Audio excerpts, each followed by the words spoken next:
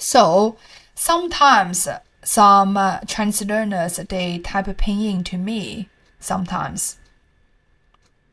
I don't know. I don't want to get along in politics, Frank. This is what the politicians should do.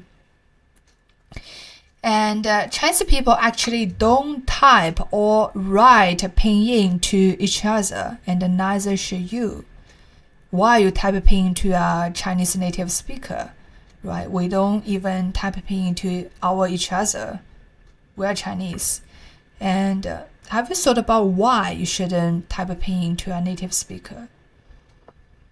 Because if you studied pinyin, you know, even though the pronunciation is the same, actually it means two different Chinese characters. And if you write pinyin to a native speaker, actually it causes trouble for the other person who received your message. It took a longer time for them to understand what you were trying to talk about. And sometimes you don't even put tones on pinyin. That makes us even harder to understand what you are talking about.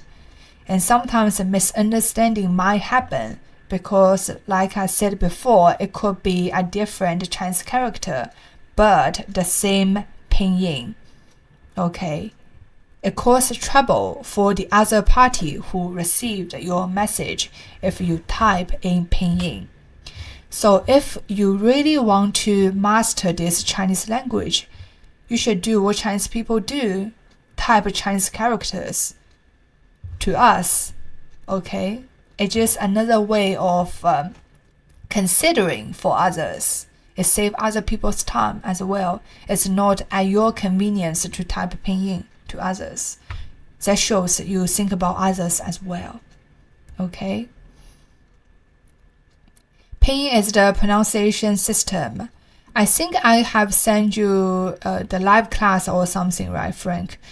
Maybe you have never learned Chinese. That's why you don't know what's pinyin. So in Chinese, like I said before, there are so many words in the same pinyin, the pronunciation system, but different characters and meanings. And the person who received your pinyin message will be confused for sure because he or she has to guess. And it takes so much time and more time for the person to read it. And sometimes, like I said, a misunderstanding will happen. It will happen.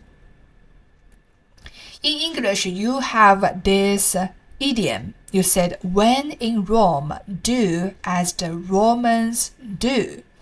So in Chinese, the same. When in China, do as the Chinese people do. We type to each other in Chinese characters. So do you. So do you. If you really want to master this language, you need to type in Chinese characters.